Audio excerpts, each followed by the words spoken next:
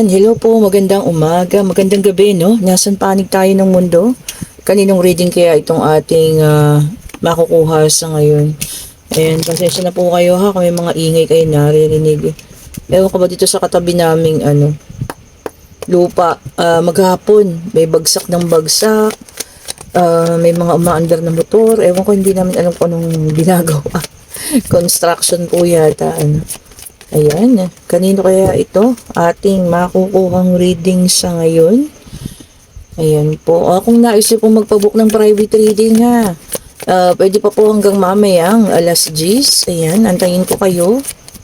Ayan po dahil alas 3 pa ng madaling araw ang pasok ko mamaya ha. Okay, salamat sa mga nagpa-reading po kanina ha. Thank you so much po. Ayan. Bukas, pwede po Martes ha, magpabook na kayo ng private reading. Ayan. Maganda ang energy natin bukas, ha? Day off, hindi ko ba day off bukas? Kaya lang po, naka-leave. Ayan. So, ayan po, ha? Pwede kayo magpabook bukas, kahit anong oras. Ayan. Basta available tayo at wala pang nakakuha ng oras na yun, pagbibigyan ko po kayo, ha? Kahit madaling araw pa yan, lalo na yung mga nasa abroad, ano? Nagbibigyan natin. Ayan po ha. Sa mga nagnanais ng ating private reading, ayan po. Magpabook na kayo. Ay, salamat po pala sa lahat ng nag-order. Yung pa Germany, ma'am, naipasend ko na po sa post office. Yung mga malalapit, wala na po akong nakapending. Lahat po ay nakaalis na. Ayan. Baliktad nga. Baliktad nga. Kaya pala naka-flip. Ayan. Lahat po ay nakaalis na ha. Hintayin nyo na lang. Kung hindi ko pa na-send yung mga waybill ninyo, baka po bukas ha. Pasensya na. Kasi ang dami ko talagang pinadeliver kanina po. Okay. Dalawa na lang ang ating kulang. Ayan. Maraming salamat po sa mga new subscribers natin ha. 8,200 plus na naman. Salamat po sa inyo ha. Para talagang alam niyo yun, yung nagiging na tayo, parang nilalanggam. Ano yun, yung pinapasok ng langgam, sobrang tamis. Ano po. Salamat po ha. Maraming salamat po sa inyo. At napakadami rin nanood kahapon. Grabe, 4,000 plus views. Thank you so much po ha. Maraming salamat. Ayan. Sana ito pong reading na to ay magustuhan ninyo ulit ha. Ayan. Kung kanino man, isa na lang ang ating kailangan. Ibigay mo na po, divine yun. Ayun na para makapag-start. Ala ka. Ala. Okay, nagulat lang ako. Kasi meron tayo ditong The Emperor, merong The Death, meron tayong The Lovers, and then meron tayong Five of Pentacles, meron tayong Ace of Wands, meron tayong Page of Pentacles, and meron tayong Knight of Wands. Ang ikinagulat ko is, ito po, tignan nyo naman. Meron tayo ditong Two of Cups, and meron tayo ditong The Lovers. Itong parehas na to, ito kasi this is, soulmate. Ito namang isa potential soulmate, So, ayan, di ba? Parang talagang kayo ay tinadhana kung kanina naman ito ha. Pero nagtapos ang relasyon kita nyo kasi the death card. Parehas naman na parang naka-move on na dito no. Kaya lang meron ditong parang yung isa kung makikita nyo, may nangyayari sa kanya ngayon. Maaring meron pong karamdaman ha ang taong ito. Ayan maaring humingi siya ng tulong kasi humahabol siya. So kung nakikita nyo po, maaaring kukontak sa inyo, hihingi ng tulong, dahil alam niya na ikaw yung taong hindi hindi sa kanya, or ikaw po yung tao na talagang pag-asa niya na yata sa ngayon. And this is Ace of Wands, nasa pagbabago ka na, or vice versa ha. Pwedeng ikaw yung may sakit, or pwedeng siya yung hindi, or ikaw yung nasa maayos na kasi may pagbabago rito, Pero one thing is for sure, matured ang taong yun, ayan. Kasi the Emperor, matured na tao, ha. Yun nga lang po, may karamdaman siya. Meron siyang nararamdaman ngayon na sakit, This is something na kailangan niya ng tulong. Okay po, kayo naman, maaring sa inyo to ha, hindi ko sinasabi niya sa lahat. Pwedeng sa kanya, sa iyo, no? So, hindi naman natin na pwedeng i-generalize na sa inyo lahat ha. Pero kailangan niya ng tulong. Okay po, nasa mid pa tayo. Ayan po ha, kailangan niya ng tulong sa ngayon dahil merong karamdaman ng taong ito. Kung kayo, kung kailangan nyo, ay kung kaya nyo tulungan pa or alam niyo yun, maluwag naman yun sa kalooban nyo na tulungan, bakit naman hindi ha? Kasi may nakikita ko rito ng soulmate. Maaaring kayo ay soulmate ang taong ito, no? Kaya alam ko din, pakiramdam nyo, no? Alam nyo, nararamdaman nyo na hindi maganda ang kinalalagyan ng taong ito ngayon at kailangan nyo ng tulong po ninyo ha? Okay? So, sana, no, ito kasi nagbibigay ng tulong si Page of Pentacles. Kita niyo kung inaabot niya, no, dito sa ating Knight of Wands. Feeling ko naman, ano, kung generous kayong tao, tsaka hindi pa kayo nalimutan din naman yung mga nakaraan ninyo, especially magaganda ng alaala, no. Baka feeling ko, bibigyan niyo ng tulong. Okay? Ayan, no. Maaring ito rin ang isang way, no, para mag-open ulit ang iyong communication, yung pagbigay niyo ng tulong sa taong ito. Okay po, whether it's your ex, no, maaari kasing ex ninyo yan, kasi nga, the lovers na, into of cups pa, kaya lang, soulmate kasi kayo, ayan, kaya hindi rin mapaghiwalay, ha. Okay, and then meron tayong the strength, unang-una ang fire sign, ha. Okay po, para sa mga fire sign, ayan. Sabi dito, compassion. Tama. Maaring maawa. Ayan. Maawa kayo or may kaunting pagmamahal din, ano? Pero depende siguro case to case basis. Baka naman yung iba sa inyo meron ng kadiling na bago ngayon. So, case to case basis po ha. Maaring maawa, maaring talagang mahal pa rin naman. Kaya ayun, magbibigay ng tulong. So, ayun ha, kailangan kayo ngayon ng taong ito po. And then, meron tayong Four of Wands, which is a fire sign. Ito na naman tayo sa celebration ha, and ha, reunion. Maaari nga magkita kayong uli ha, pero napakasakit naman no, kung hindi maganda yung ganong sitwasyon. Especially kung mabigat na yung mga, alam niyo yun, nangyayari sa kanya, no? Iba na yung karamdaman, ganon, ano? And then, meron tayong the Empress, which is an earth sign. Ayan. So, sabi dito, nurturing, pag-aalaga. Ayun na nga. Alam niyo kung asawa to ninyo, no, na talagang umalis sa buhay ninyo. Tapos ngayon, kailangan na kayo. Kayo nga ang tatanungin ko, ipagdadamot niyo ba ang presensya ninyo? Magbibigay ba kayo ng tulong? Aalagaan niyo ba o ano ba? I-comment niyo po ha, kung ano po yung inyong mararamdaman. Okay po. Soulmate kasi, diba? Hindi lang kasi basta kayo ay mag-asawa. Kumbaga talagang kayo yung itinadhana para sa isa't isa. Siguro may mga pangyayari lang na hindi inaasahan. Pero ito sa bandang huli, kayo pa rin Ayan na ang pagbabalikan. Yun nga lang, ang masakit yung isa meron ng karamdaman. Okay? Tanong ko lang ha, ano pong gagawin ninyo kung sa inyo ito, no? Kung asawa mo ito at kailangan ng tulong na. Ayan, and then meron tayong the Fool, which is an air sign. So, fire, earth, and air. So, si water na naman yung naiwan. Sabi dito kasi, pwede kayo mag-umpisa, no? New beginning. Kung ikaw, mag-uumpisa ba?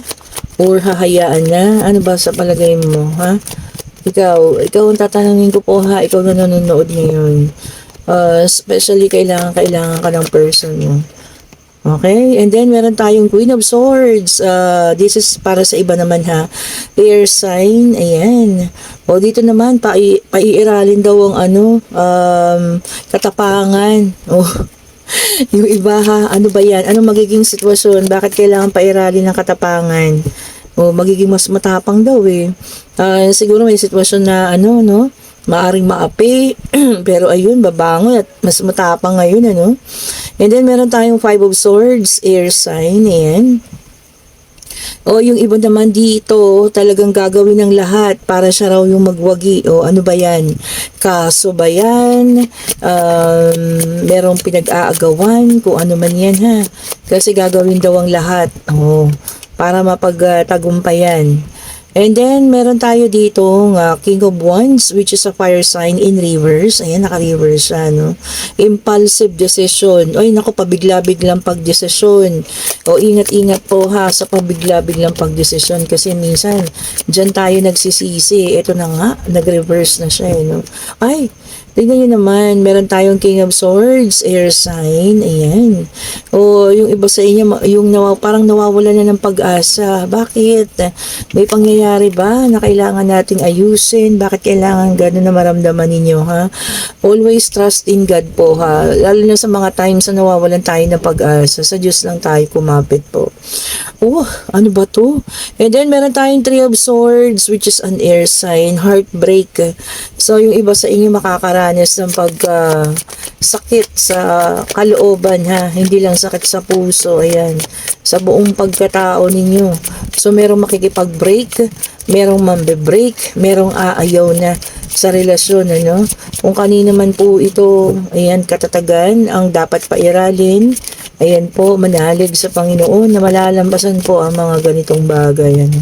Sino ba naman nakaramdam ng heartbreak na masaya? O, di ba? Lahat po yan ay puno ng kalungkutan. Okay po. Kung parang ano nga yun pinupunit yung pagkatao mo. Di po ba? Araw-araw, mga ilang buwan na nararamdaman mo na para kang pinupunit, sinisira yung pagkatao mo nang dahil lang sa heartbreak. O, di po ba? And then, meron tayong The Hangman. Ito na ang ating water sign. Ayan. Sabi rito, mag-pause. O, diba? Huminto, sumandali. Take time na mag-isip, sabi niya, no? Pag-isipan ng mga bagay-bagay, huminto daw po, ha? Baka sa sobrang bilis na ng iyong pagkilos o pag-agos ng iyong buhay, hindi mo na nakikita yung mga dapat mo pong makita. So, kailangan po nating mag-pause din, ano? O, huminto. And then, meron tayong Knight of Wands, which is a fire sign. Ayan.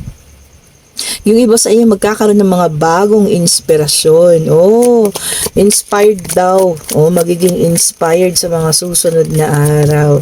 Ayan po, ako yung iba magkakaroon ng heartbreak. Yung iba naman may bagong inspirasyon. Oh, okay lang yan. Subok ng subok po hanggat kaya ng inyong mga puso. Ayan, pero kung hindi pa kaya, okay lang naman po ang pagpapahinga, ha? Okay, ito yung ating last card, Seven of Swords, air sign, ayan.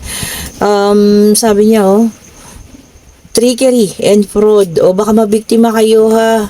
Especially yung mga sinasabing anong tawag dito? Meron pala ako nakita sa Facebook, kwento ko lang po, ha. Isang naging friend ko na rin, nasa abroad. Hello ma'am, ha, nabasa ko yung post ninyo. Umorder siya ng alahas. Diyos ko, kapwa na Pinoy na nasa abroad, manloloko pa rin. Parang fake yung pinadala sa kanya. So ayun, baka mabiktima kayo ng mga ganyan, ha. Okay po, pairali natin ang katalasan ng ating isip. Alam niyo na, kahit kapwa Pinoy natin, ako kadalasan nga, yun pa yung di ba? So, ingat-ingat po, ha. Lalo na yung mga pinapasok kayo sa mga scandal, pyramiding, ganyan, networking. Naku po, ingat-ingat po kayo, ha. Especially po ang pyramiding, tapos may involved na pera, tapos wala kayong items. Naku, mauubos po ang pinaghirapan ninyo. Sayang lang po, ha. Tapos yung mga kunyaring kinikita nyo, drawing lang, wala namang maipadala sa inyo. Nako, ingat-ingat po kayo, ha. Baka nai-scam na kayo, hindi nyo pa nararamdaman dahil sa tamis ng kanilang mga dila. Okay po, mag-ingat sa fraud. Ayan, sabi na nga, pangloloko. Okay, at ito na ang ating yes and no card. Pwede na kayo mag-isip, ha. Pag-ibig, financial, pangyayari. Ayan. Kung ano man po, ha. Ayan na ang sagot. And yes po ang ating sagot. And this is the card of reunion from the past. Yung past talaga na masasabi nating old. Yung dati pa. Kasi kung nakikita nyo, medieval ages yung setting. So ito parang mga kabataan nyo pa, naging karelasyon ninyo. So I think this is also related dun sa ating situational reading ha. Kung saan nagbabalik yung or humihingi ng tulong yung isang taong malapit na malapit sa puso ninyo. A person from the past po. Ayan, binigyan na kayo ng tawag yan ng clue. Okay po, kung sa inyo man yung ating reading, ayan, kayo na po ang desisyon ha sa situational reading. Kung tatanggapin niyo pa or pababalikin niyo itong tao na to na kailangan niya po kayo ngayon. Kasi mahirap naman, ito lang po ha, na kapag ka baka mamaya, wag naman, knock on wood natin yan, knock on wood. Kung kailan mawala yung tao, sa kanya ibigay yung pagpapatawad or sa kanya niya tutulungan. So sana kung ngayon talagang nandiyan na siya sa inyo at talagang humihingi ng tulong dahil talagang matindi na yung nararamdamang kasakitan sana pagbigyan din natin Although case-to-case basis ha, depende sa nagawa rin naman kasalanan. Okay po, kayo na po ang magpasya. Ayan, and kung gusto nyo po ng ating mga bracelet, ito po ha, hindi sila mga mga peke. Tunay po na crystal bracelet itong mga ito ha. Ayan, naalala ko na yun kay madam. Kung sino po nang gusto ng combination, ito po yan. Ayan po. Combination ng tiger eye at saka black tourmaline. Ito naman yung ating tiger eye. Ayan po ha. This is for wisdom and clarity. Ito naman yung ating black rose tourmaline para sa mga sumpa-sumpa, mga omen-omen, ganyan, para hindi kayo tablan. Ang aventurine po para sa pag-ayos ng mga relasyon na nanlalamig na. Ayan. At ang nagmamaganda, tignan nyo naman. Tignan nyo yung mga citrine. O, diba? Lahat sila nag-glow. Ayan po mga natin ha. Wala nang dapat patunayang mga citrine. Marami nang natulungan yan. Magbasa kayo sa Facebook page ko po. Nandun ang kanilang mga manifestation. Ayan. Thank you so much mga madam sa pagmamanifest. And ito rin yung ating mga non-tarnished na tiger eye. Ayan po. Ito yung ating citrine na original. Ito kasi yung may mantra. Ayan, parang may tatak siya, may mga dasal po. At ito yung ating rose quartz para sa pag-ibig. Ayan. Ang rose quartz naman kahit kung wala kang karelasyon, maaring may dumating. Kung wala naman, maaaring peace of mind po o katahimikan ng pag-iisip yung ibibigay niya sa'yo. At ito yung kagaya nung sa akin, ng aking amethyst. Ayan po ha. Good health and good luck. Ayan, good fortune din. And syempre ang ating mga black tourmaline para sa mga negative energy. Ayan, may mantra, dalawa turns negative energy into positive. Isang with evil eye at isang with luminous. Ayan, yung luminous niya meron ding mantra. Okay po, ayan. So, pwede na po kayo mag-order. I-chat-chat nyo po ako ang inyong makakausap ha. Kapag ka po gusto nyo mag-order or gusto nyo magpabook ng private reading or kahit tanong-tanong lang, pwede po kayo magtanong sa akin ha. Hindi naman tayo snabera dyan. Wag lang po yung busy tayo, Ayan, salamat po sa lahat. Ayan, thank you so much for watching. Kung nagugustuhan yung ating reading, pa-like, pa-subscribe, and hit the notification bell para lagi kayong updated sa mga bagong video natin na nire-release po ha. Pasensya na, medyo may sabit-sabit pa yung ating lalamunan. Thank you so much po. Happy Monday. Ayan, ingat po ang lahat sa pag-uwi. Bye-bye po.